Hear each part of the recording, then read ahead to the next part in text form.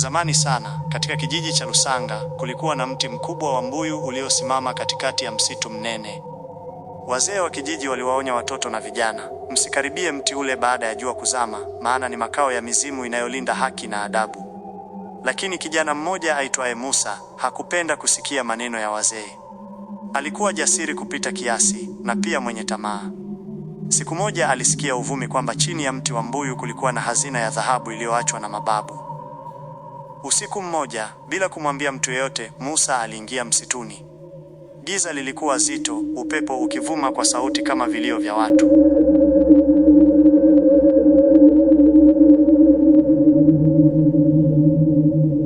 Alipoufikia mti, ghafla kivuli kikubwa kilijitokeza.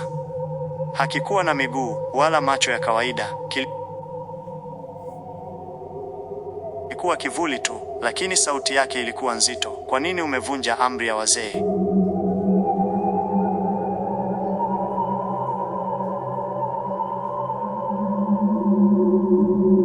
Musa alitetemeka. Miguu yake ilikataa kusonga. Ardhi ilianza kutikisika.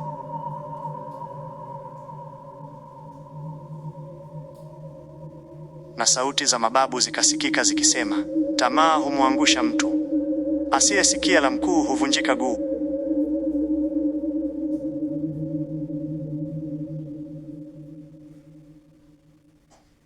Kivuli kilimwonyesha maono. Akaona kijiji chake kikiangamia kwa sababu ya ubinafsi wake.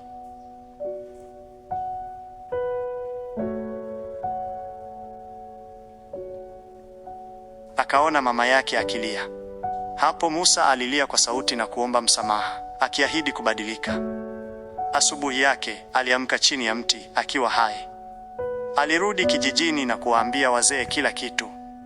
Tangu siku ile, Musa akawa mlinzi wa maadili, akiwafundisha vijana heshima, subra na kusikiliza wazee.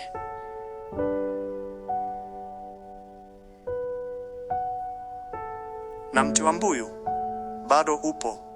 Kimya chake kinakumbusha wote kuwa mila ni mizizi ya maisha, ukiikata unaanguka.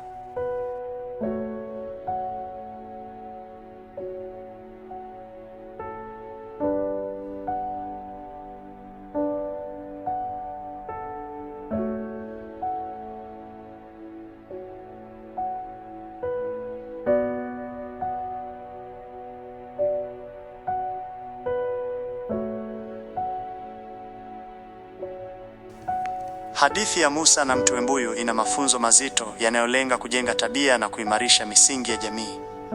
Hapa kuna uchambuzi wa mafunzo makuu yaliyomo. 1. Heshima kwa wazee na maarifa ya kale. Katika utamaduni wa Kiafrika, wazee wanaonekana kama maktaba zinazotembea.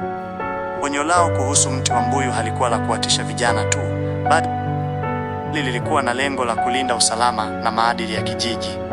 Fundisho: kusikiliza waliotutangulia kunatuepusha na majanga ambayo hatuna uzoefu nayo. 2. Madhara ya tamaa na ubinafsi. Musa hakuvutiwa na mti kwa ajili ya kuujua, bali alichochewa na uvumi wa dhahabu. Tamaa yake ilimfanya apuuze hatari na amri za kijamii. Fundisho: tamaa mara nyingi hupofusha akili na kumfanya mtu achukue maamuzi yasiyo ya busara yanayoweza kugharimu maisha yake. 3. Matokeo ya vitendo vyetu kwa jamii. Kivuli kilimwonyesha Musa maono ya kijiji chake kikiangamia na mama yake akilia. Hii inatufundisha kuwa makosa ya mtu mmoja yanaweza kuathiri watu wengi wasio na hatia.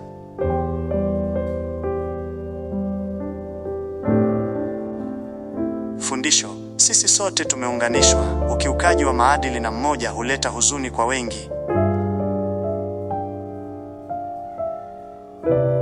4. Nafasi ya toba na kubadilika. Licha ya Musa kukosea, alipoomba msamaha kwa dhati na kuahidi kubadilika, alipewa nafasi ya pili. Hakurudi kijijini kama mwasi, bali kama shujaa aliyepata hekima.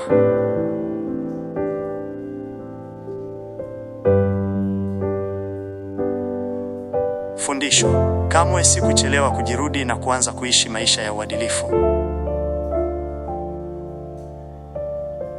5. Uhifadhi wa utamaduni, mila ni mizizi. Sentensi ya mwisho inasema, mila ni mizizi ya maisha, ukiikata unaanguka. Mti wa mbuyu unasimama kama ishara ya utambulisho na historia ya watu wa Lusanga. Fundisho: jamii inayotelekeza utamaduni na maadili yake inapoteza mwelekeo na uimara wake.